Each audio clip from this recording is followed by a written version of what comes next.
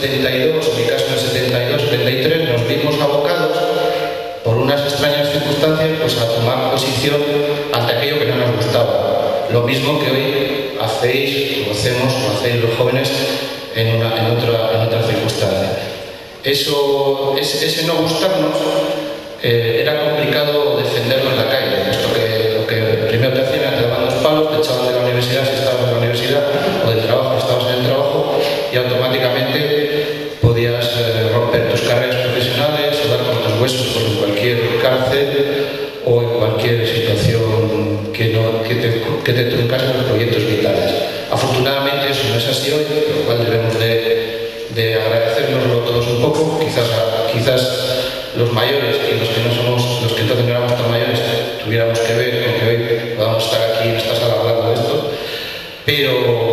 pero el tardofranquismo o la última parte del franquismo, 72, 73, 74, 75, fue bastante duro. No porque a mí me tocase especialmente, quiero decir que mucha gente lo pasó mucho peor, sino porque se dieron cosas que truncaron nuestras expectativas políticas. Todos y todas estábamos involucrados en el trabajo en la universidad, en los barrios, para cambiar la sociedad. Nos lo creímos, lo hicimos y cambió pues, lo que vosotros veis ahora, no sé si es mucho o poco. En todo caso, me interesa transmitiros qué tipo de fortalezas teníamos los jóvenes de aquella época y qué tipo de debilidades, algunas las hemos transmitido. Como siempre no se transmiten solo las alegrías, sino también las penas. Pero bueno, si las llegamos a conocer y las dibujamos, se puede trabajar con ello. Yo no os voy a poner la militancia del PC, yo estaba en otros partidos que estaban a la izquierda del PC, con lo cual no era ni mejor ni peor, sino era simplemente otra circunstancia. Bien, allá a la altura de lo que yo os hable será el periodo a partir del 72. Yo me incorporo en el 72, 73. Al principio en los movimientos que, como me pegas, te parece la... Muévete. Pero no llego, no me llega la... No, deja de al principio sí, proveniente de los movimientos cristianos, movimientos católicos a partir de la JOC, y luego aterrizo en un partido a la izquierda del PC que se llamaba el Movimiento Comunista.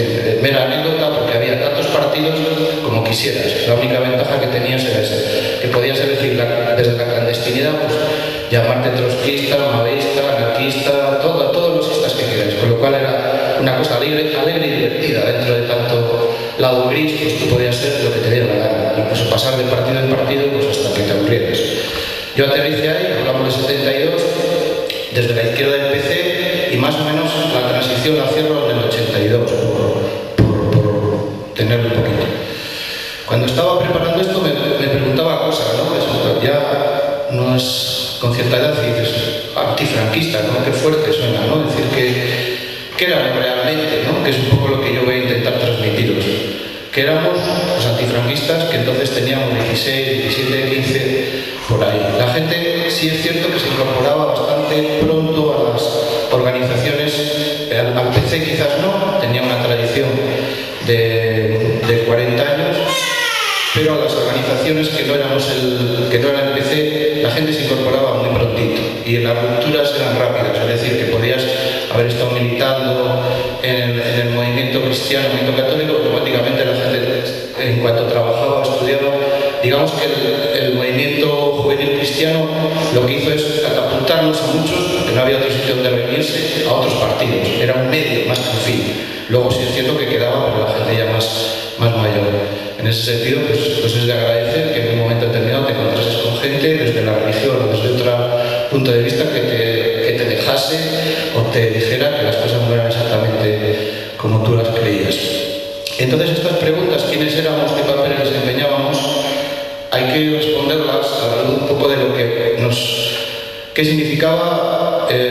Normalmente coincidía la militancia con la ruptura. Te marchabas de tu pueblo, de tu barrio, de tu ciudad y comenzabas a estudiar o a trabajar, y la gente con inquietudes realmente te cambiaba la vida. No digo ni para bien ni para mal, pero te la cambiaba radicalmente. Es decir, Si entrabas en organizaciones políticas de la izquierda a la izquierda del PC, incluso en el PC por supuesto también, normalmente si estabas estudiando te ponían a trabajar. No sé qué manía tenían, decían que estábamos aburguesados y que había que entrar a una fábrica, a un taller, a doblar el lomo, cortando chapas o tal. El caso es que ya te cambiaban la vida.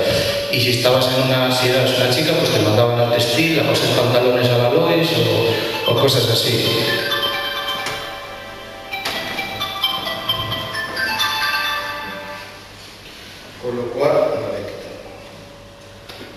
Con lo cual, pues, digamos que en cualquier momento las cosas se complicaban y automáticamente pasabas a la clandestinidad enseguida.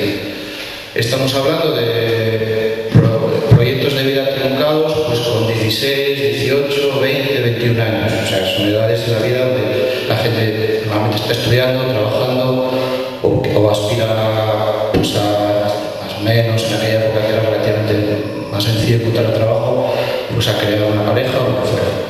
Entonces era una de las características, es decir, ¿qué pasaba? Pues que automáticamente si te encuadrabas en una militancia te iba a pasar algo de eso. En todo caso, en la vida militante existe aquel viejo aforismo que decían por ahí, ¿no? Hay que escoger entre qué puentes quemar y cuáles cruzar. Quemar en el sentido metafísico, si queréis, no estoy hablando de quemar nada. Es decir, la vida militante tenía una raya que automáticamente estabas en un lado o en otro. Si optabas por estar en el lado conformista y perfectamente legítimo, por supuesto, pues no tenías más problemas que cualquier ciudadano. Incluso había gente que hacía un poco las dos cosas. Era un poco simpatizante de causas, pero no se comprometía del todo. También existía eso.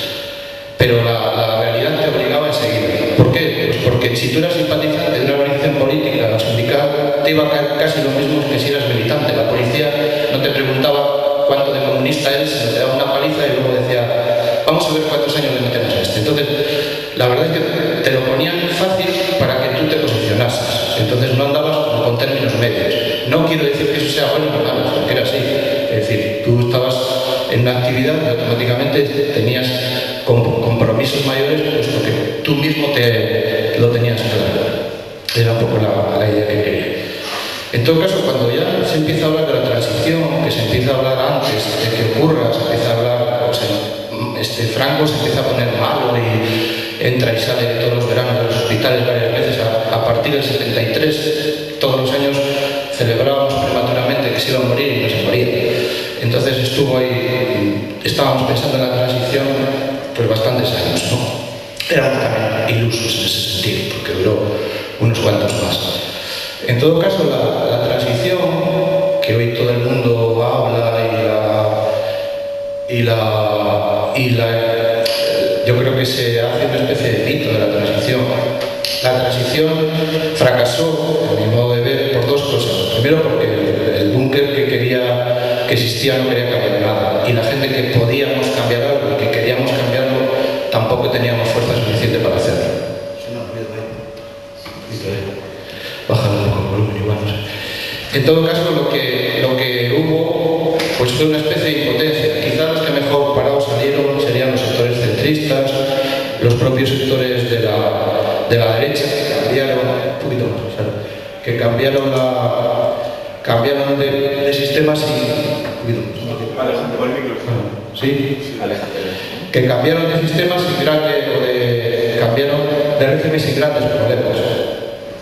En todo caso, yo creo que para mí la transición es insatisfactoria, no me produce ninguna alegría, y bueno, personal, pues quizás sí, que no te persigan, que la gente se pueda expresar, no son las cosas iguales, evidentemente, pero digamos que casi todo lo que teníamos en mente y delante de nuestras perspectivas y trabajando en la cabeza y en las organizaciones políticas y sindicales, pues si somos sinceros, casi nada nos salió bien, con lo cual es desagradable, ¿no? En ese sentido, pues bueno, puede que hubiera o hubo después, luego lo miramos un poquito, grandes desilusiones. Lo que después, si os gusta el cine, hay muchos de esa época, se llamó Desencanto. Incluso hay películas que se llaman así.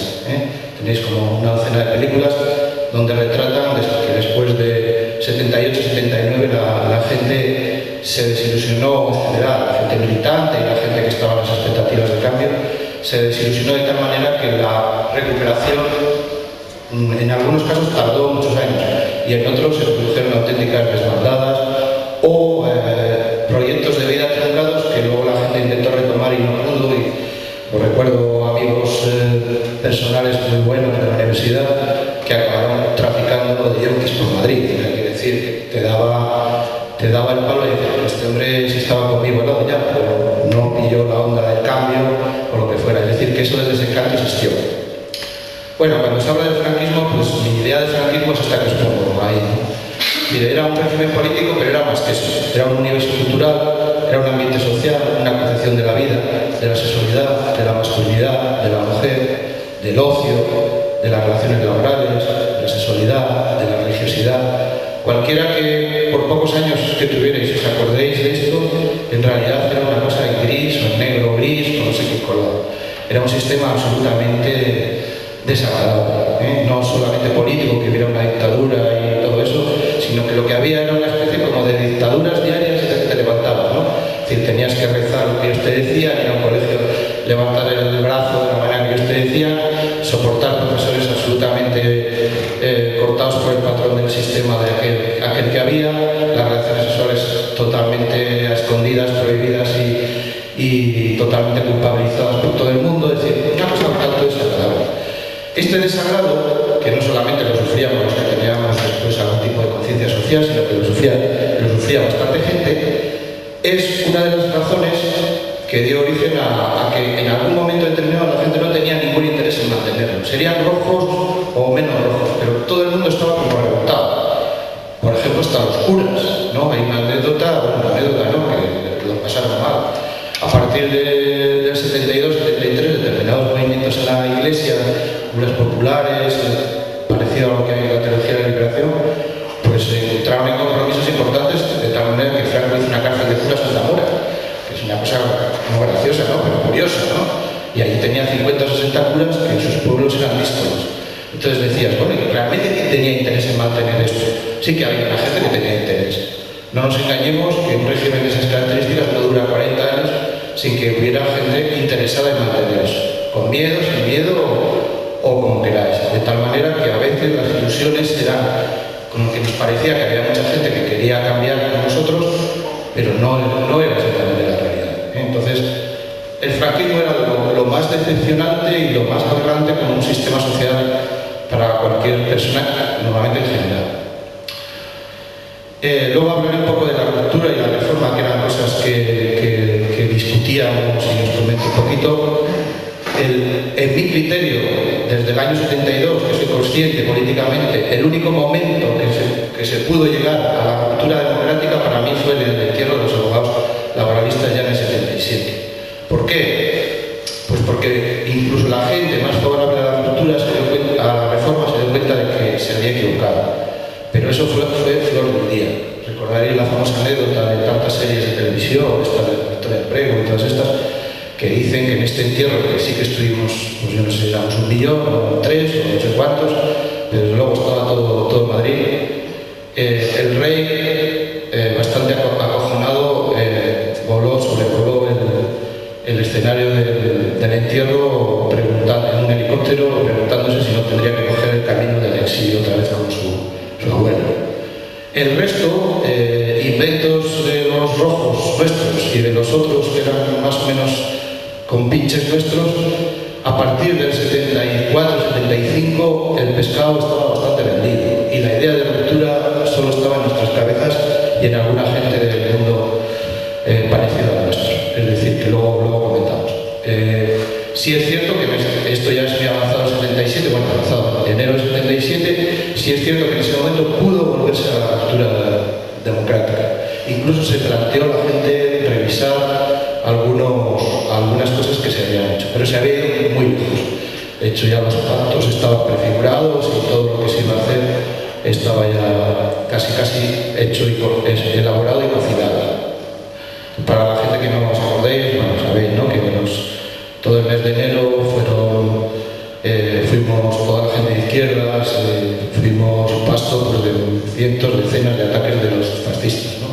En este caso personas me parece que murieron, 4 trabajadores en administrativo, pero cada mes te levantabas, o cada día, y bien había un estudiante muerto por las fuerzas represivas de la policía, que estaban sin depurar, o había problemas con los propios fascistas que se dedicaban a pegar a todo el mundo, o mataban a no sé quién, o en fin, constantemente el mes de enero fue un mes duro. Como os hablo del 72, 73 en adelante, el contexto internacional es radicalmente diferente al que tenemos hoy. Estamos hablando de que existía la Guerra Fría, existían los bloques, existía la Unión Soviética, existían los imperialistas de Estados Unidos en plena hegemonía, acababa de terminar la Guerra de Vietnam en el 75, la Guerra de Yom Kippur en el Oriente Medio, la crisis del petróleo que tuvo muchas consecuencias.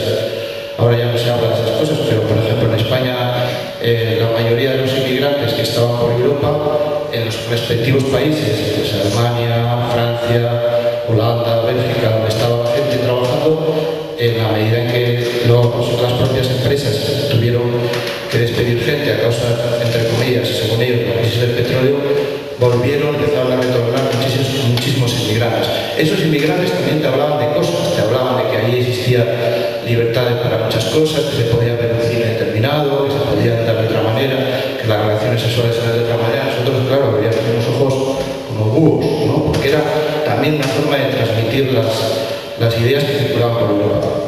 En el 79, ya entrando lo que es un poco al final de la transición, es la revolución iraní, muy importante, con el tema de Khomeini, Irak, todo esto. En el 76 al 80, Jimmy Carter, presidente de los Estados Unidos, una época convulsa para ellos. Luego entra Ronald Reagan, de funestas consecuencias para todos. En la Unión Soviética, en el 64 al 82, está Brezhnev, dirige la Unión Soviética, y luego empiezan, a partir de ahí, empezarían los cambios a lo que más o menos conocéis hoy. La dictadura de General Vidal en Argentina, con muchos exiliados. Te encontrabas pues, de un curso a otro en la universidad, te aparecían los argentinos que habían tenido que salir por pies porque allí les hacían todo tipo de atrocidades, desaparecidos y tal.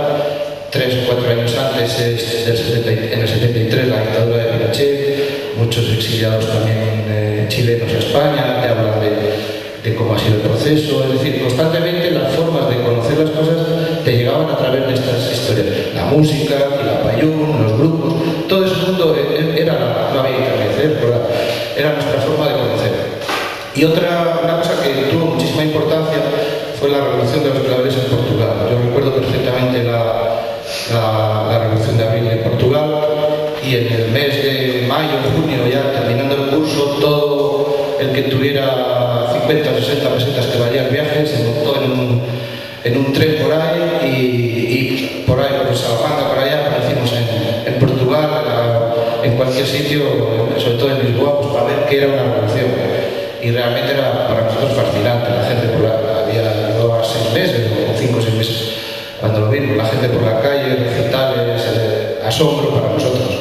Y nosotros ya empezó Franco a ponerse enfermo. Nosotros decíamos, vaya, te quedan 4 días, vamos a montarla como en Portugal. Porque aparte de eso, estéticamente era preciosa, ¿no? La gente con sus claveles, es decir, era algo muy agradable. Y claro, nos parecía que un pueblo hermano y vecino como el portugués, pues que se lo había conseguido también nosotros. Con lo cual, pues estábamos absolutamente entusiasmados. Volvimos del viaje. Bueno, yo me compré un puño de goma horroroso en una feria que había al lado del parque del estadio de fútbol, y lo traje escondido en el tren, en el baño, es decir, cosas de personas que te negaban lo más básico y que te hacía ilusión, pues hasta un llavero con un puño que era horroroso, ¿verdad? Una cosa parecía una taza de llavero, una cosa extraña. En todo caso, todo este contexto internacional caminaba, las guerrillas en América Latina, todo eso, caminaba que realmente nosotros nos creíamos la idea de un cambio, unos un cambio más, si queréis, más superficial, y otros un cambio más profundo. Y en la medida en que nos íbamos alimentando de esas ideas unos y otros, pues cada vez quizás no fuera muy real, como luego vimos, ¿no? Pero sí que estábamos por el lado. A raíz del año 70, 72, el país que nuestros padres habían sufrido después de la posguerra había cambiado de una manera radical. A pesar, o no sé si a pesar, pero incluso con el poco placer que tenía el sistema de que hubiera clases trabajadoras y que la gente se organizase, que volvieran los inmigrantes el país cambiaba a pasos agigantados. Una era la industrialización excesiva y rápida que se empezó a realizar. Recordáis que las zonas industriales fueron Cataluña, Euskadi, Asturias y algo aquí. El franquismo desarrolló una política inteligente para él, pero luego siempre se le volvió en contra, que eran los polos de desarrollo. Empezó a desarrollar industrias en Burgos, en Castilla, en Andalucía, en sectores de Andalucía, en algunas zonas de Extremadura. Incluso hizo lo que se llamaban polos de desarrollo agrario o mover a la gente de unas zonas a otras. Todo eso lo que creó y lo que configuró fue una clase obrera industrial en general que iba del campo a la ciudad muy concienciada, que coincide con un momento expansivo del turismo, ¿no? España es diferente, el Fraga le nombra ministro de turismo y desarrolla la industria del turismo, empiezan a crear hoteles, paradores, se va mezclando la industria con los sectores servicios y el país en cierta manera con salarios muy bajos empieza a salir. Ahí en rojo tenéis, un poco para agobiaros con los datos, pero fijaros los sectores desde el año 60, 50, 60, en pleno proceso de expansión, cómo empiezan a cambiar. El sector primario empieza a cambiar, el sector secundario, el sector terciario. Es decir, todo esto lo que va configurando es un país radicalmente diferente, ¿no? La gente se marcha del campo, de las zonas más alejadas de las industrias, sobre todo de Castilla-La Mancha, Castilla-León, se marcha de todas estas zonas a donde hay trabajo, que son los grandes pueblos industriales. No solo los tradicionales, como podrían ser Cataluña, el País Vasco, Asturias, sino otros que van apareciendo, en Andalucía, el sector de Cádiz, Huelva, en Castilla, Valladolid, ¿no? Se empiezan a crear fábricas grandes, llegan las fábricas de coches, la FASA. Todo eso complica o digamos que da una estructura de clases y de población totalmente diferente a como había sido anteriormente.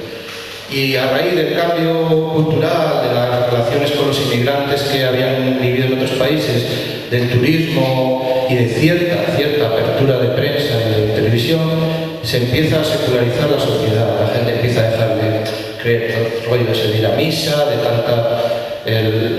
todo el rollo carcamal de los curas, empieza a perder cierta importancia.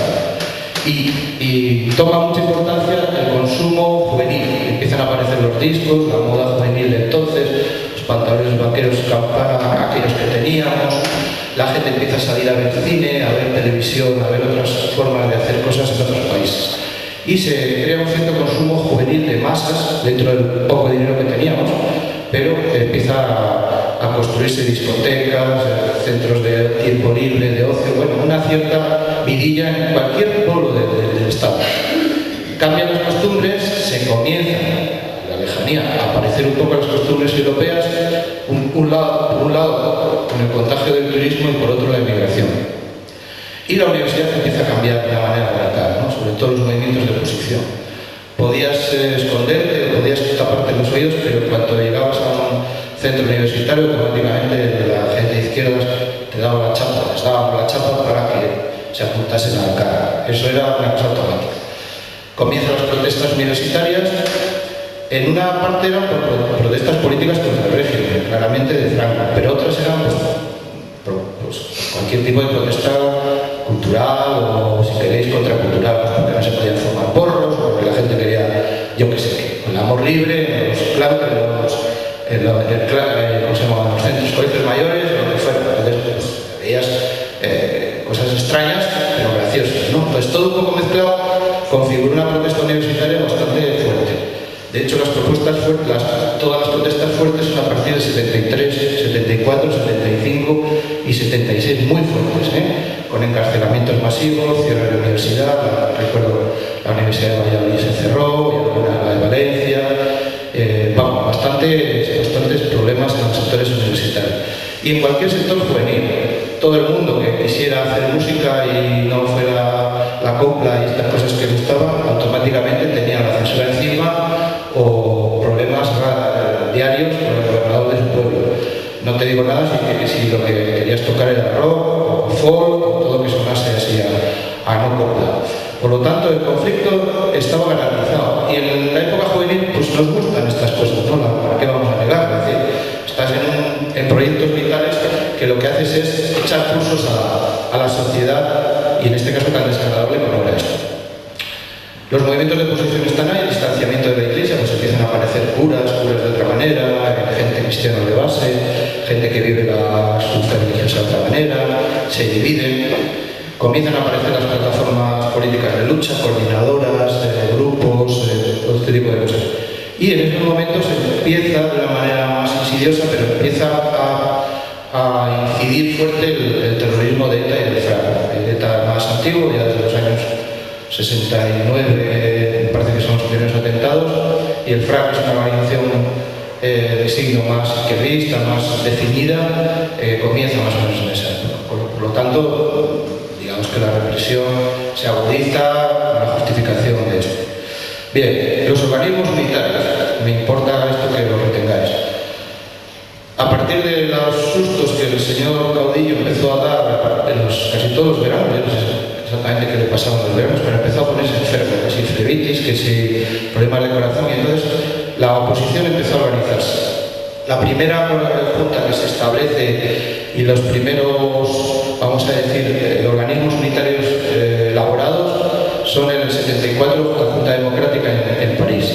Normalmente lanzados por el PC y la derecha democrática. Ahí no estaba más que el PC, comisiones, bueno, sindicatos también, y la derecha democrática, cristianos, socialcristianos, demócratas cristianos, sectores así. Después, en el 75, se monta Convergencia Democrática, que a raíz del montaje quizás de las rivalidades que el Partido Socialista empezó a tener con el Partido Comunista, montan la Convergencia Democrática, donde estaba el Partido Socialista y los grupos de izquierda, casi todos, los cuales el que yo militaba, el Movimiento Comunista, la ORT, el PT, la Derecha, varios movimientos. Y en el 76 se unifican en una plataforma, se juntan las dos en un organismo que se llama la plataforma. Todo el pescado de la transición estaba vendido entre el 75 y el 76. Y desde luego la plataforma estaba absolutamente vendida. Ahí ya se prefiguraban los pactos de la Moncloa, se había repartido el pastel y a pesar de que el Partido Socialista no era gran cosa, iba comiendo terreno a la sociedad. Quizás el único con el acontecimiento del 77 de los abogados laboralistas que hizo repensar a alguna gente de la izquierda. Entre el verano del 75 estaba prácticamente la ruptura, es decir, la gente que apoyábamos cambios más profundos lo teníamos bien fastidiado, es decir, estaba bastante todo entregado. Nosotros seguíamos agitando la ruptura y en cualquier momento hablábamos de la ruptura, pero en Coordinación Democrática, que también estaba a la izquierda y con cierto peso, éramos como Pepito Grillo en un laboratorio, en una extraña. Y desde luego el Partido Socialista Popular de Pedro Barbán y el Partido Comunista en la primavera del 76 tenían clarísimo que aquí se marchaba hacia un tipo de reforma, que no iba a haber nada de lo que habíamos puesto en los papeles antes. Por lo tanto, la desilusión, entre comillas, empezaba a llegar aquí. No estoy hablando de tradiciones ni cosas raras. Estoy hablando de que era un diseño que los partidos políticos más fuertes, los que luego han tenido más peso en la actual democracia, lo tenían clarísimo. Entre ellos la OCDE, que jugó un papel, aun siendo poca cosa, bastante inteligente. El baile comienza ahí. ¿Por qué digo yo que tal? Pues porque cada uno se retrató a su manera. Con la vuelta de Carrillo, el Partido Comunista decía que había sido el partido más fuerte de toda la izquierda y el que más se había enfrentado al franquismo, no como nosotros, que habíamos nacido en los años 70, él llevaba desde finales de la guerra. Es decir, que tenía experiencia y capacidad. Carrillo había venido y se había encargado de convencer con aquellos libros que iba publicando, copiando el modelo italiano, después el comunismo de Estado y todo eso, de que era imposible esas cosas que decían sus militantes y que decíamos otros militantes de la izquierda, que hubiera ruptura, que eso era una locura, que aquí lo que había que hacer era ir pactando con las sociedades que hubiera, los sectores más progresistas de la sociedad, e incluso con la corona, impactando una transición que no hubiera grandes discordias. ¿Por qué? Primero por el tipo de alianzas y análisis que ellos habían hecho desde hacía bastantes años, casi desde el 72. Y luego porque también internamente, cuando llegaron a España, lo primero que hicieron fue facilitarle el trabajo al Partido Socialista, que dicho sea de paso, no existía en este país. Existía un Partido Socialista Popular, que era de Tierno Galván, y 4 socialistas señores mayores que habían vivido la guerra y la posguerra, estaban ahí acojonadillos en su pueblo, pero tú ibas a la universidad, en los barrios, en la fábrica, y no conocías absolutamente a nadie del Partido Socialista. O sea, era una cosa que no existía. En realidad yo creo que sí que fue un error del Partido Comunista de España facilitar el camino, allanar el camino al Partido Socialista en aquella época. Y después ya se encargaron la socialdemocracia alemana, la Fundación Willy Brandt y los socialdemócratas suecos de entrar a saco, de cargarse a toda la izquierda, entre ellos, aparte del Partido Comunista, y todo lo que pudieron dentro de su especialidad de arrasar y de cooptar para el Partido Socialista todo lo que pillaban. Si el Partido Comunista tenía muy claro y era de una manera, los antifranquistas que estábamos a la izquierda del PC pues éramos también bien raros. Éramos cientos de decenas o centenares de partidos políticos muy radicales, con muy poco conocimiento de la realidad, muy jóvenes, de entre 20 y 25, podías encontrarte como a mucho personal de 30 años dirigiendo, como mayores, dirigiendo partidos de izquierda y movimientos en la universidad y en el trabajo, con mal conocimiento de la realidad. Nosotros hablábamos mucho de oídas y hacíamos aquellas cosas que el PC había hecho unos años antes. No éramos muy diferentes, un poquitín más modernos, pero en realidad no nos diferenciábamos mucho. Y sí es cierto que estábamos muy influidos por todo lo que antes había pasado, ¿no? La guerra del Vietnam, Cuba, China, todo ese tipo de cosas. Y el mayo francés. El mayo francés había sido algo tremendo, ¿no? Todo el mundo había estado en el mayo francés, no sé. París debía ser una cosa tremenda, no cabían porque si todo el mundo que hablas que tuviera esa edad y era de izquierda, todo el mundo había estado allí, no había adoquines para tirar en la Sorbona, como aquí también pasó, ¿no? Es decir, todo el mundo había estado en la lucha antifranquista, en la universidad y había cantado sobre las cosas. Realmente la izquierda antifranquista éramos grupos variopintos, muy trabajadores, muy activos, pero un tanto peculiares, ¿eh? O sea, si hubiéramos tenido que dirigir algún proceso de cambio social, de revolución, hubiera sido un tanto curioso, ¿no? Porque no sabíamos absolutamente nada. O sea, quiero decir que por lo menos los mayores sí sabían, ¿no? Pero nosotros, yo dirigí una facultad, me parecía una cosa extraña.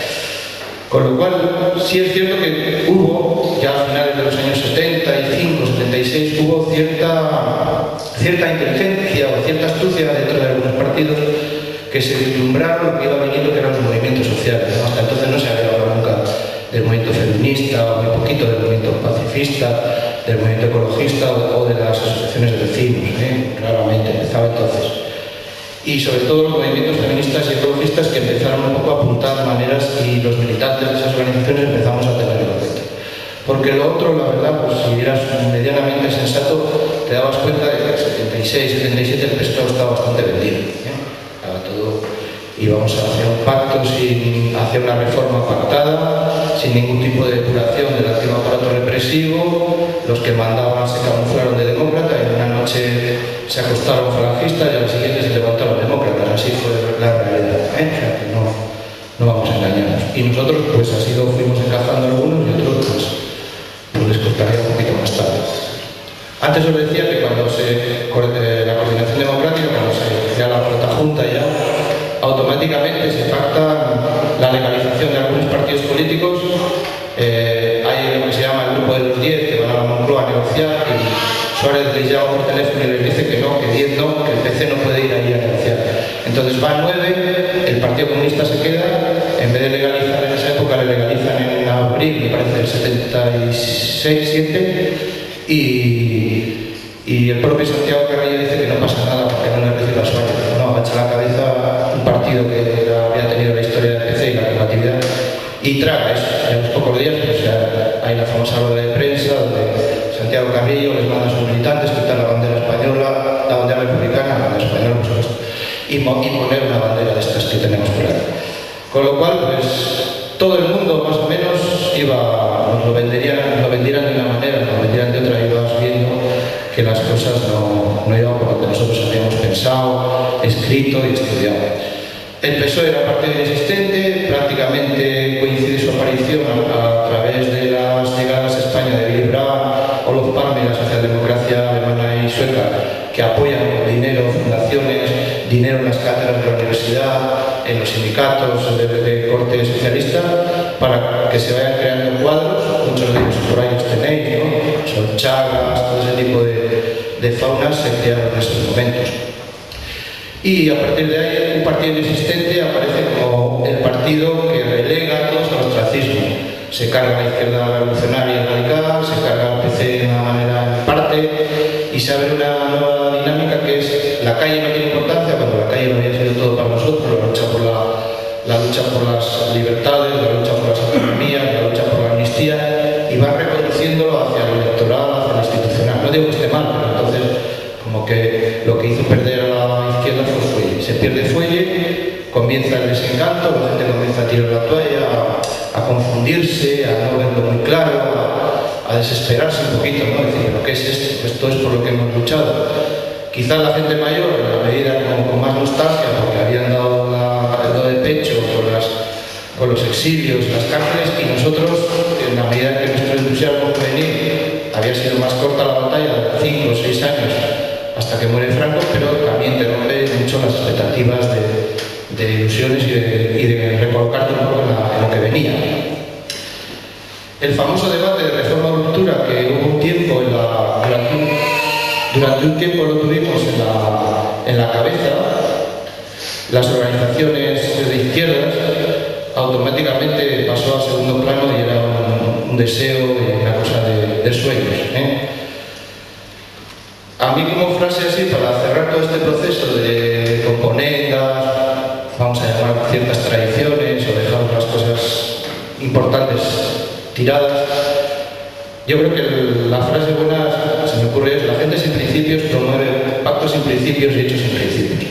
Eso es lo que nos pasó. No se trata de poner nombres y de acusar a no sé quién. Yo creo que la historia está ahí para que la quiera estudiar, pero sí es cierto que se cargaron las ilusiones, los proyectos de vida y los proyectos futuros de muchísimas decenas o miles de personas. Esas gentes sin principios que promovieron pactos sin principios. Y esos pactos llegaron a resultados lamentables. Desmovilización del movimiento estudiantil, cargarse el movimiento ciudadano, que era fortísimo en este país, destrozar el movimiento obrero, desilusionar a todo ciudadano y ciudadana que tuviera proyectos de emancipación, de cambio, de revolución, de ruptura, como queréis llamarlo, convencerle de que no servía para nada, que se había equivocado, que lo mejor que podía hacer era una carrera personal o tal, normalmente en el Partido Socialista, siempre lo contaban ellos, ¿no? Y eso fue una desmovilización muy fuerte. Hubo sectores de la izquierda y algunos sectores de la izquierda sindical y de la izquierda, incluso del propio Partido Comunista, que aguantamos el tirón, un poco reconvirtiéndonos en los movimientos sociales, pero mucha de la gente abandonó. Las organizaciones de izquierdas, cualquiera de ellas, no meto al PSOE, las organizaciones de izquierdas en los años 70, del 74 al 77 se multiplicaban, o sea, veías colas en las sedes de los partidos, de cualquier partido, para pedir el carnet, como hoy. Es decir, colas para pedir el carnet en el año 76, 75 y quizás hasta el 77. A partir de las elecciones de junio del 77, la cosa era deprimente en las organizaciones. Entonces yo creo que hay que quedarnos con eso, no buscar los traidores, tampoco tiene mucho sentido poner los nombres, sí quedarnos con que gente sin principios en cualquier situación van a promover pactos sin principios y hechos sin principios. Me da igual entonces que hoy o mañana. Yo eso sí que me gusta transmitirlo. Bien, como todo el mundo estuvo en la lucha antifranquista y del mayo francés, pues yo creo que en Europa habíamos tenido que hacer 13 o 14 revoluciones desde esa época, y no hicimos ninguna. Entonces, hay un historiador de los movimientos antifranquistas que suele calcular bien y dice que allá en el 75 o 76, cuando más gente estábamos en la pomada, en la pelea, no seríamos entre todos, la izquierda, más allá de 150.000 personas organizadas, en un país de 26 millones de habitantes, creo. La cosa está, quiero decir, estamos hablando del 0,5% de la población. Por lo tanto, cuando nos cuenten o nos vendan que todo el mundo iba y pasaba eso, hecho pasarse a militar, pues éramos poquitos. Claro, con 150.000 personas igual no se puede cambiar muchas cosas.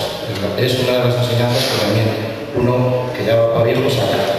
Por lo tanto, cuando tengamos cualquier proyecto en la cabeza de cambio, de revolución o de lo que queráis, yo creo que necesitamos mucha gente. Eso es una de las... Yo al menos lo aprendí, porque yo estaba encantado de ser pocos. Yo estaba en un partido que éramos pocos, bastantes pero pocos. Entonces, cuanto menos nos parecía mejor, más rojo, tal. Claro, sería muy rojo, pero desde luego con esto del ejército de 150.000 entre todos, sumando al PC y el resto activos, pues poco podríamos cambiar una sociedad que venía de franquismo, acoquinada, cobardada y con miedo. Eso es otra característica. Entonces, pues sí, todo era muy bonito. Pues ahí en la izquierda hay un santo en mi facultad, pues no seremos más de 300 ahí delante de los caballos, éramos 25.000, es decir, que ya. Y en las manifestaciones, pues algo se sumó con las amnistías y algunas manifestaciones obreras y todo esto, pero vamos, la cosa no era para tirar cohetes. Eso de que todo el mundo estaba en la calle, nada. En todo caso, sí me interesa transmitiros tres cositas sencillas. Primero, qué cualidades teníamos todos, vamos aquí a ser sectarios, sino toda la gente que estábamos en las organizaciones políticas y que éramos jóvenes. Y que diferían un poquito de los viejos, no eran ni mejores ni peores que las que tenía un militante de los años 50 y 60, pero eran diferentes. Primero, que llegamos a los trabajos, a las universidades, a los institutos incluso, viendo una sociedad absolutamente insoportable. Insoportable, entonces no había discusión. O sea, que estaba lo tuyo, luego matizaba si había que hacer una revolución media o él era de otro signo, ¿no? O anarquista, o cristiano, o marxista. Pero lo que vimos con una cierta edad y una cierta, vamos a decir, juventud, era una sociedad absolutamente insoportable. Si eras consciente de que eso era insoportable, lo que tenías que hacer, el siguiente paso era resistir. Y resistir significaba bien, es decir, no resistías a medias, sino resistir, si militabas, significaba estar dispuesto, bueno, no suena muy raro, pero a pasarlo muy mal, a que te torturas, no te gustaba que te torturase, pero formaba parte del guión. Y entonces te lo decían claramente, si tú resistes, te pillan, si te pillan, te torturan, te echan, te joden, te fastidian, tal. Eso era un poco lo que había. Y como valores, que yo creo que sí son valores, ¿no? El odio a la injusticia, la insoportabilidad de las situaciones injustas y muchas dosis en todo el mundo de abnegación y de generosidad, cosa que lo siento, pero hoy brilla por su ausencia. Lo siento, ahí soy más de aquella época. Y luego un cierto espíritu de resistencia que te venía dado por el hecho de militar. Estabas ahí y tenías que militar y ser leal a tu gente, que fueras un perrángano, un traidorcillo, cosa extraña que también había, así es que absolutamente tal. Pero las circunstancias, yo creo que momentos históricos tan extravagantes como es una dictadura, pues nos formaron, o nos conformaron unos tipos de aquella época pues extravagantes, lógicamente, tenías que adaptarte a esas circunstancias. Yo sí me quedaría con los espíritus de abnegación y generosidad que bueno, pues son buena cosa. Y estas son las fotos que había, ¿no? Con la gente en la calle, niños en alto, niños en los brazos de los papis, esas cosas que hacíamos alegres y divertidos.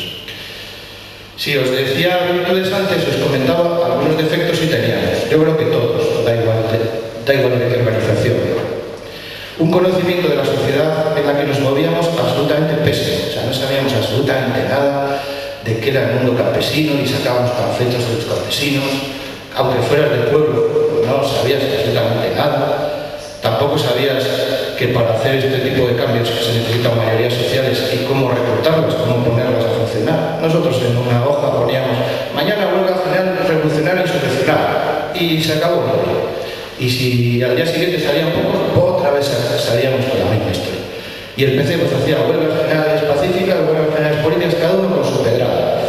Con lo cual, hoy viendo las cosas, y cualquiera que estemos por cambiar este tipo de sociedad, de verdad, que aparte que sea complejo, hay que estudiar muchísimo cómo son las sociedades, qué tipo de articulación hay que tener, qué son los sindicatos, cómo funciona la clase obrera, qué es el mundo de los parados, qué coño es esto de las nacionalidades y la cuestión nacional. La cosa es bien complicada y nosotros con 4 frases todos lo resolvíamos de mil maravillas.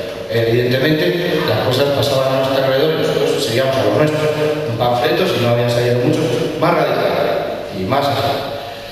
El resultado de todo esto, pues que no conocíamos la realidad, en parte también no era por culpa nuestra, digamos, por un entorpecimiento y dificultad pues para leer, para estudiar, para escuchar otras, para ver otras experiencias. Es decir, el mundo se reducía a tu pueblo, tu barrio, tu centro de trabajo y poco más, lo que te contaba alguien que había estado no sé dónde.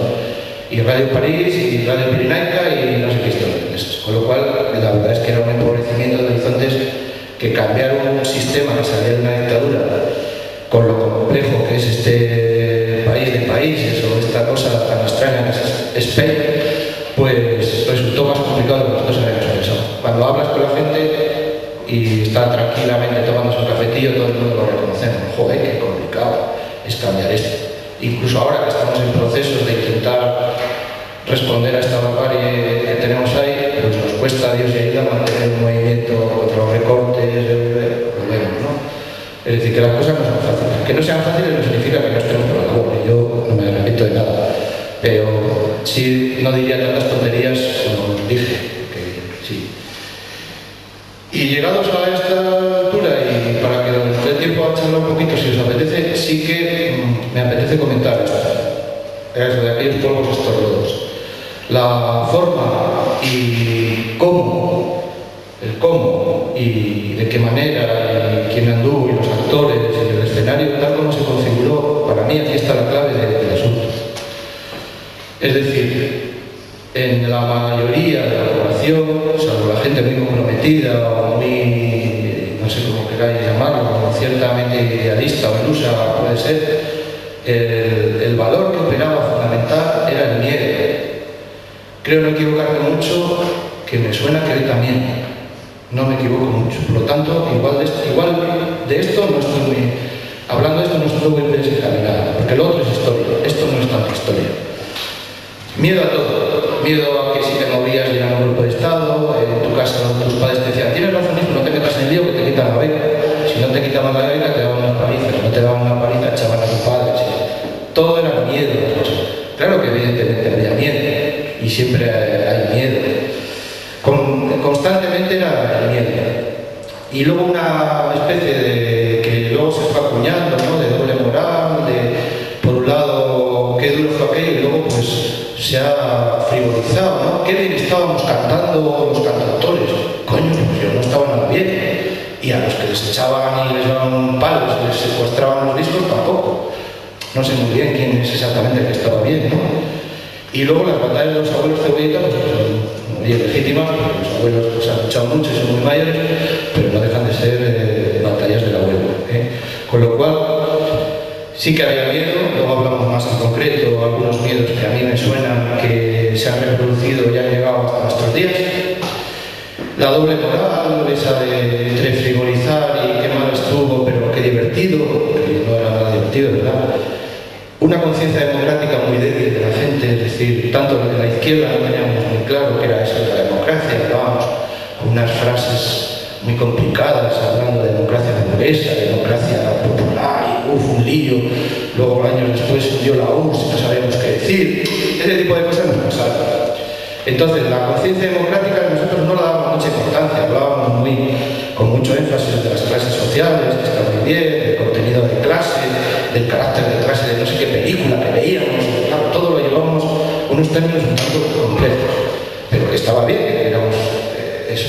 Lo que no teníamos era una conciencia democrática fuerte, ¿eh? Eso de las libertades, luchábamos, claro, había que hacerlo y había mucha gente por la labor, pero no teníamos muy claro qué era eso de las libertades.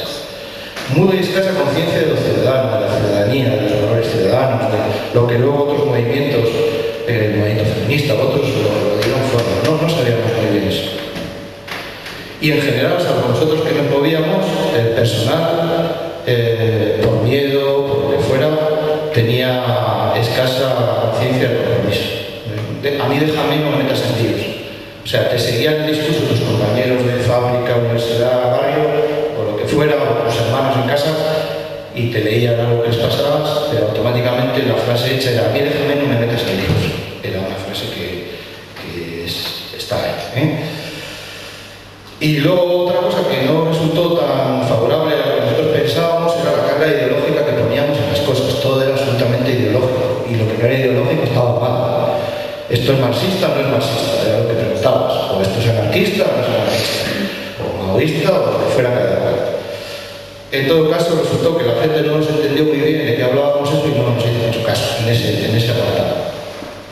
Y luego la gente de la izquierda, como hoy, quizás hoy algo menos, pero en aquella época pues todo el mundo manejaba unos mitos impresionantes. Che Guevara, Lenin, Marx, Trotsky, toda una retahíla. Teníamos absolutamente Estado bien hecho. Y teníamos las cosas muy claras. La Unión Soviética era el paraíso de tal, China, los maoístas, yo era maoísta, también era no sé qué historia, los trotskistas, no sé qué les había pasado. Y todo el mundo estaba con su cosa, con lo suyo. Y iba a vender lo suyo. No, es que lo mío es algo. La realidad resultó que a la gente tampoco le debe importar mucho las diferencias que había entre un maoísta, un estalinista o un trotskista, porque nunca nos preguntaron. Y los lodos, pues, también están mezclados ahí con los miedos. ¿Qué miedos había? Hoy ya no hay algunos, pero sí. Miedo a un golpe de Estado, que lo hubo. Miedo a perder el trabajo, que también lo hay. Miedo a la guerra civil que había habido, que también. Miedo, en todo caso, a miedos. Cada vez había un miedo. Cuando se iba a morir Franco, porque se iba a morir y qué iba a pasar. Entonces, tener cuidado, no metáis mucha bulla, porque a ver si se revuelven los militares. Cuando ya se murió, tener cuidado, que el capital se lleva a las fábricas a no sé dónde. Es decir, nunca podías estar tranquilo porque siempre había algún miedo. Si tú no le tenías o te lo habías cobrado para no tenerle, pues ya te lo ponían en todos los sitios. Y luego otro tipo de dobles morales, ¿no? Pues eso, esas farsas que han circulado en la transición, automáticamente, no sé qué pasó, que todo el mundo pasó de llevar no había pines, la bandera republicana, a decir que él era republicano, pero era juancarlista. Y decías, coño, pero esto, incluso gente muy cercana, ¿no? Y entonces con el reino hay que meterse, no sea que, pero si lo está haciendo bien, ¿por qué está haciendo bien? Entonces ya empezaron en el 75, 74 a hablar de estas frivolidades, ¿no? Entonces todo, otra vez miedo con el rey, a ver si se revuelve, que si se revuelve, que se dejan de revolver. También había miedo, pues eso, con los muertos de la guerra. Fíjate lo que les pasó, ten cuidado, a ver si vas a ir a la cosa común con tu abuelo. Oye, pues qué mal, vamos a ver dónde está el abuelo. No, el abuelo no está. Y ahí todavía no lo hemos visto. O sea, quiero decir que había miedo, pero todavía estamos desenterrando muertos. Si podemos y nos dejan. Y luego, pues complicidades tejidas en esa transición, ¿no? Es decir, esos pactos que hizo no sé quién, no solo los de la Moncloa, que fueron, por lo menos fueron públicos, sino alguien para que no se revolviera, que el PSOE ahora, antes de ayer en la conferencia, dice que va a ser republicano, pero no sé qué cosas. A uno le vieron saliendo de casa de Suárez, pactando, no sé qué. Todo este tipo de cosas que a veces, pues había revistas, cuando surgió Interview y otras revistas que había por ahí, y así, pero realmente lo que hacían era constantemente sacar a la luz este tipo de cosas. Cuando nos dimos cuenta, lo que había es que estaba todo mañana, absolutamente todo mañana, y pactado, y los miedos bien definidos para sacarte. No, cuidado, ahora no toca eso. Entonces decías, joder, pero ¿por qué no toca ahora que te suban el sueldo y vas a un congreso de comisiones? ¿Ah, que sube el sueldo la izquierda sindical? No, porque se revuelve. Que se revuelva. Si ahora tenemos 5 millones, no sé, 1 millón de afiliados, ya, pero no toca. Entonces nunca tocaba. Nunca tocaba por la izquierda más amiga, por la otra cosa que llamaban izquierda, que era el PSOE, por algunos de los sindicatos y por quien fuera. Nunca tocaba lo tuyo. Y entonces lo tuyo, realmente, ¿qué era lo nuestro? Lo nuestro era la ruptura. Si en algunas cosas podíamos tener pedrada, pero en eso no. O sea, nosotros le decíamos, depuración del aparato de Estado, de los cuerpos represivos, de la policía que te cogía en la universidad, venía el niño Pacheco y te daban de leches. Y les veías ahí por la calle cuando entró la democracia. Y decías, ese, no hay que revolver. Coño, y ahora hay que revolver, les tienen que llamar a un juez de Argentina. Pues entonces, ¿qué hemos hecho? Entonces, claro, te llama la atención, es qué tipo de calidad democrática tenemos. No los de izquierdas, que nosotros hay. Mira, yo creo que en general la gente hicimos lo que pudimos, sino la gente, la ciudadanía. No hay que revolver. Coño, hay que coger al niño, juzgarle, meterle 20, 30, 40 años, 40 no, 26, al hueso. Y al Pacheco y al otro, y al tipo que te mataba a tu abuelo, o el otro que ha impedido que saques a tu abuelo de la tumba de los que sí. Entonces, todo ese tipo de cosas, eso era la ruptura en realidad. Lo adornaríamos con un panfleto y tal. Entonces, eso no se pudo hacer porque había miedo. Bueno, ya cuando llegue la democracia, cuando ya después del golpe ya se dijo, oye, vamos a revolver un poco. No, porque ahora estamos bien, hay que desarrollar el país económicamente. Hay que hacer la Expo de Sevilla, los trenes de alta velocidad, y no sé qué, y a caer todo el mundo. Y claro, todo el mundo en general entró por estas historias. Luego todo el pescado, los lodos, el lodazal, estaba ya preparado. ¿Qué tipo de ciudadano modelo se había conformado? Hay un politólogo, un sociólogo que se llama Víctor Pérez Díaz, que lo dice. A las alturas del 77, 78 se iba creando un núcleo de trabajadores, lo cual está bien, no me entendéis mal, pero fijaros, relativamente bien protegidos, que decimos, bien, ¿no? Rodeados, sin embargo, de un sector periférico de trabajadores en paro. Bueno, mal, entonces no parece que el paro sea cosa de hoy, sino que ya había. La mayoría jóvenes, o sea, que había paro por venir en esos años. También mujeres y trabajadores de más edad, es decir, había exclusiones y cosas de esto. Y dice en el año 94 que intentan sobrevivir dentro de una red de seguridad constituida por el apoyo de las familias, pues suena, ¿no? Y de las dos instituciones peculiares, toleradas o estimuladas por el gobierno. La economía sumergida, que no suena, y lo que en zonas rurales se ha llamado el empleo comunitario, no el empleo comunitario de Andalucía, sino esas cosas que se hacen por ahí, que vas al alcalde de tu pueblo y dice, ¿no tienes nada por ahí para mí? Sí, quítame los bancos. Y alegres y divertidos, pues nos conformábamos con eso.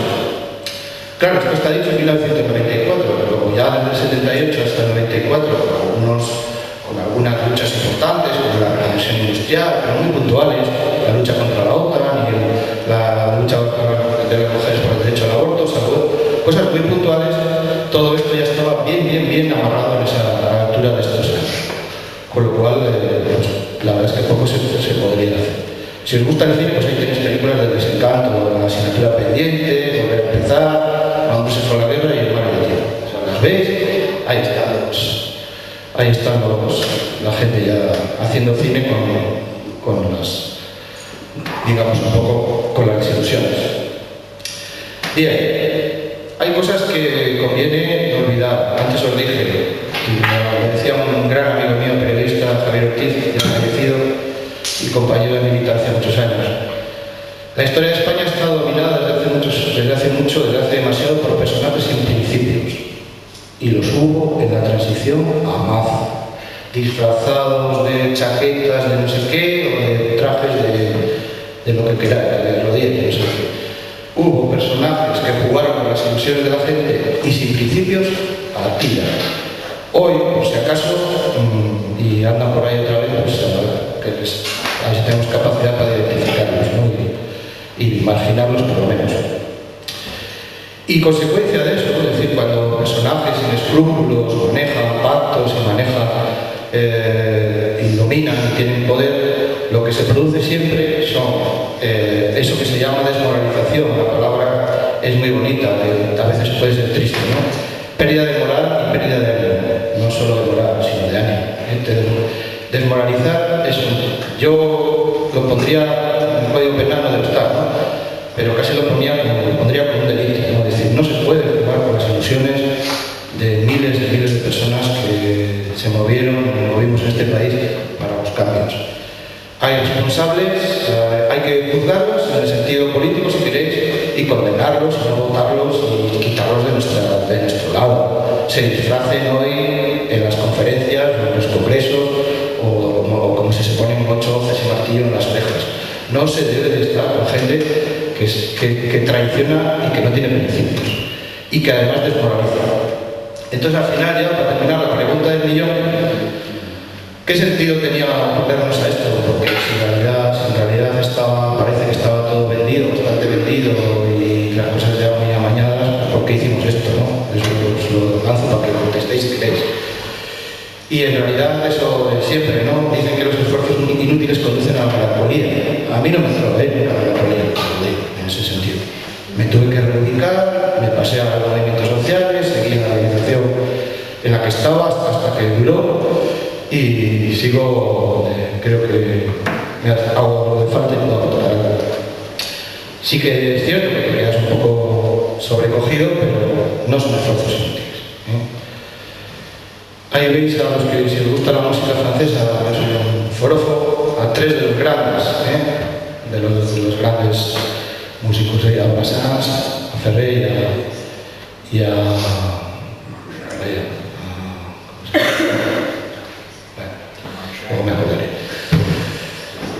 Estos tres grandes de mi época un poco anterior, uno de ellos, y aquí, que se me olvida el nombre, Jacques cantaba ante la tumba de su amigo poco antes de morirse que para ser libre los pueblos necesitan una cierta dosis de imprudencia. Me parece lo mejor que os puedo transmitir hoy. Creo que algunos fuimos bien imprudentes, necesariamente imprudentes, pero bien imprudentes, 16, 17, 18, 20 y tantos años. Y con nosotros un montón de gente fue bien imprudente, incordiamos de verdad lo mejor que pudimos y dedicábamos con muchísima pasión e incluso inteligencia y cierta capacidad que vas adquiriendo, muchísima fuerza para la imprudencia. Entonces lo hicimos, no hay más que eso. Los riesgos existían y son otros, las épocas son otras, los riesgos son otros. Yo creo, a nivel generacional, eso que se dice, que los viejos debemos de contarnos las cosas, creo que por dignidad hay que encordiar mientras se pase por este mundo tan extraño. Encordiar bien, con cabeza, con la gente, hacerlo de una manera divertida, amable, no hay que ser hostil y tal.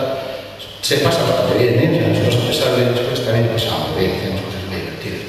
Con lo cual yo creo que la herencia, pobre, ¿no? Pero lo poco que podemos transmitiros es eso de que contaba el Jacques, ¿no? Que un pueblo cobarde no es un pueblo libre. Hoy hay mucha cobardía, muchísima cobardía, justificada por todo lo que entonces se justificaba. Me da exactamente igual. Es que no se encuentra trabajo. Y entonces te ponían en la lista negra tampoco.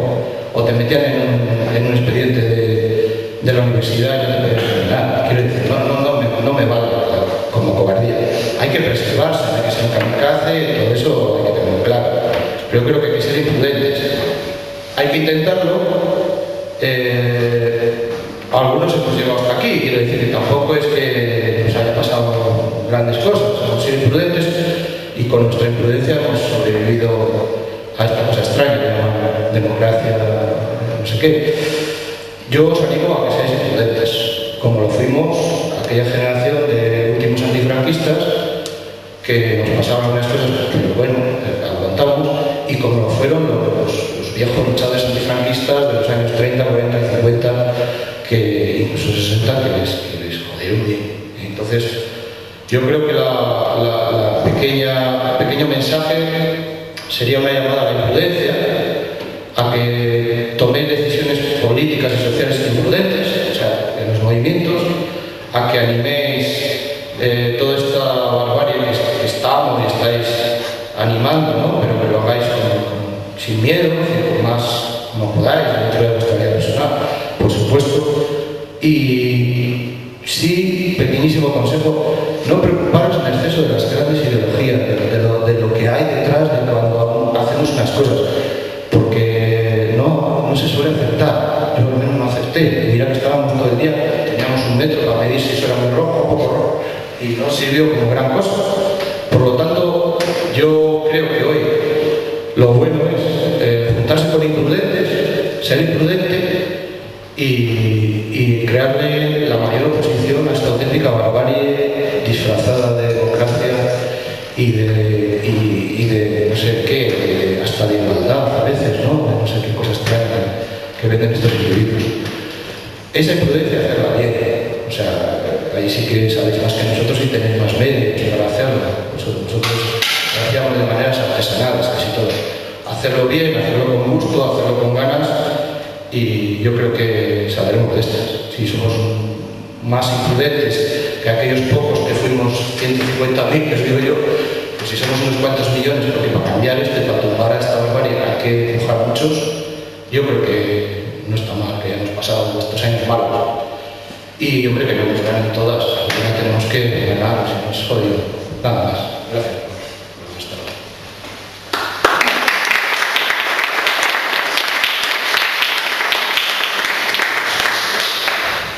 Comentar algo. Ahora es para vosotros intervenir. Eso, Sí, bueno, sí que esperaba que hicieses un poquito de mención a los acontecimientos que sucedieron en Suresnes cuando el Partido Socialista se cargó a la vieja guardia del Partido Socialista. Y también hacer una mención de que antes, precisamente, Willy Brandt se reunió con Kissinger ofreciéndole un gran apoyo económico. Recordamos que Willy Brandt era amigo personal de José González, ofreciéndole un gran apoyo económico con una misión única y exclusiva: acabar con el comunismo en España. No se podía permitir, después de la revolución de los claveles, que la península ibérica era para la OTAN un sitio geoestratégico. No podía permitir que aquí pudiese suceder lo mismo que allí. En cuanto a lo que había dicho de los movimientos que tuvimos nosotros, yo lo hice y lo volvería a hacer. Atrevidos éramos muy atrevidos, éramos pocos y encima desavenidos, éramos sectarios de una manera increíble, o sea, rayando con la tribu. Éramos de nuestra tribu, el otro, aunque la separación fuese mínima, aunque lo que nos separación fuese una nimiedad, era odio a muerte entre nosotros mismos. Y luego también es cierto que después del fracaso de las primeras elecciones, un tremendo fracaso, no solamente del Partido Comunista, también toda la gente que estamos atrás, vimos el trabajo de Suresnes, que lo hicieron bien. Muchos de nosotros sí que cogimos y nos echamos a un lado y dijimos: mira, nosotros hemos luchado por la libertad, no somos políticos, ahora que los políticos cojan y se dediquen a ver y saquen su vida. Y la realidad es esa.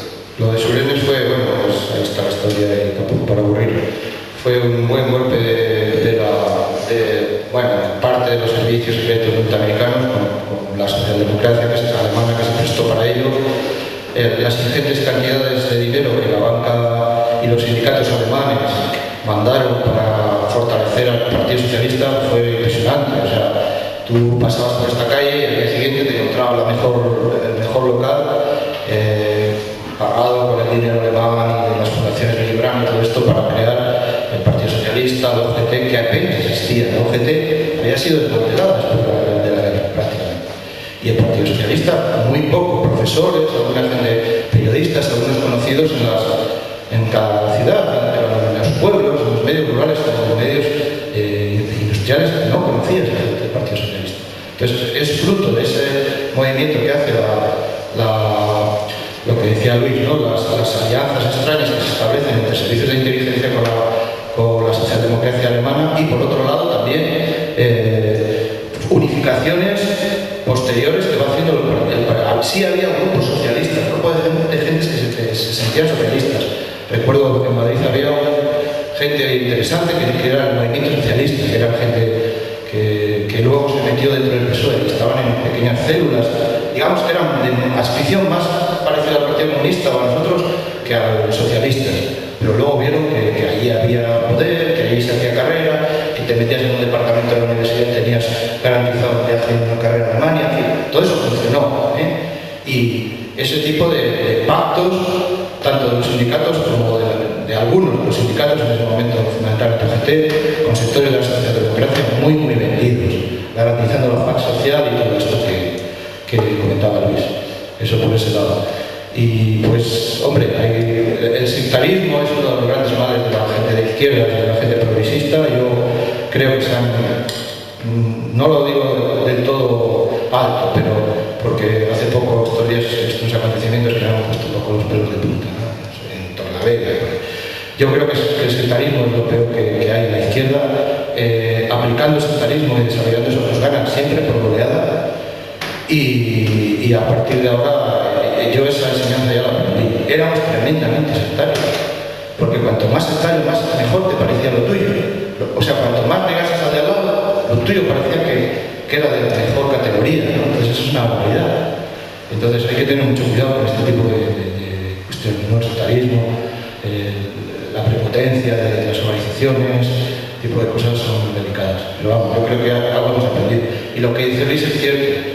Es decir, mucha gente que vimos que por el lado ese no hacía muy gran cosa, nos metimos en los movimientos sociales que empezaban a surgir. Movimiento vecinal, movimiento obrero que existía, un incipiente movimiento pacifista, un pequeño movimiento ecologista, eso ya, y el movimiento feminista era bastante desarrollado. O sea que, digamos que nos metimos en lo que buenamente podíamos impulsar.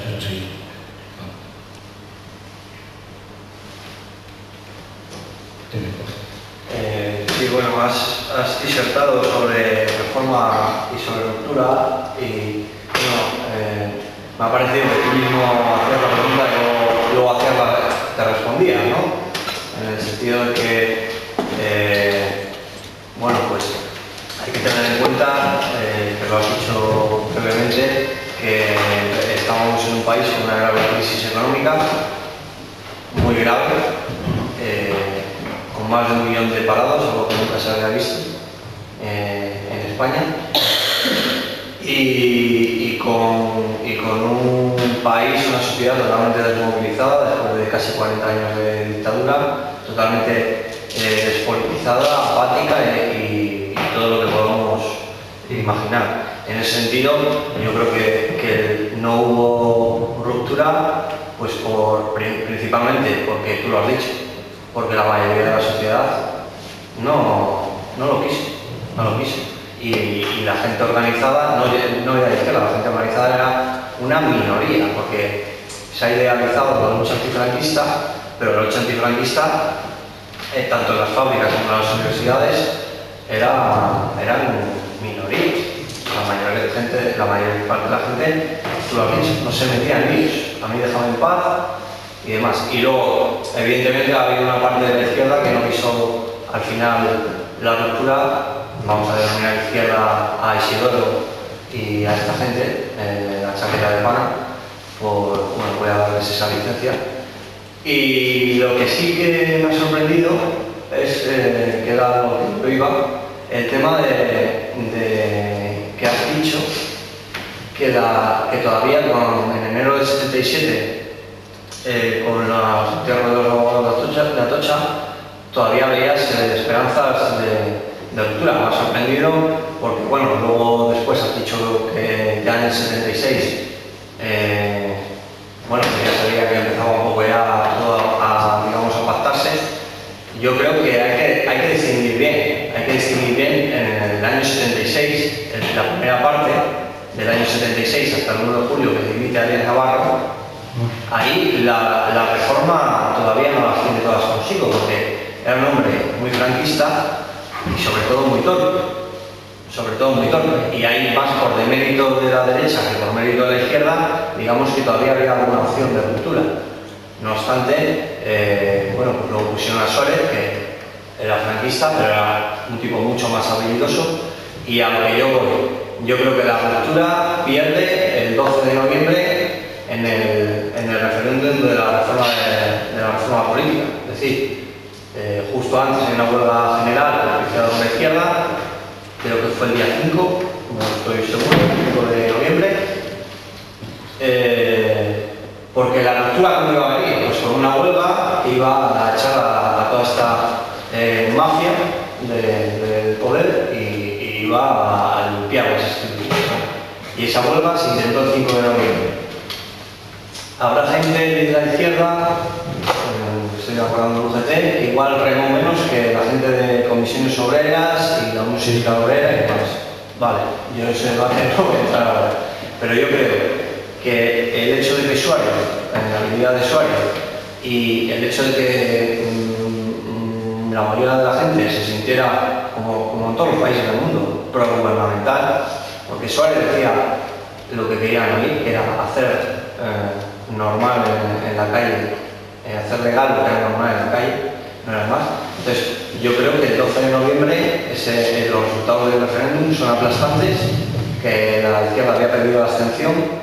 Luego ya la izquierda, Carrillo, sí, pues sí, construyó su discurso diciendo que bueno, que joder, no, si nosotros estábamos al final, nos vino bien y tal, bueno, claro, cada uno, luego, pues como Gorbachov, ¿no?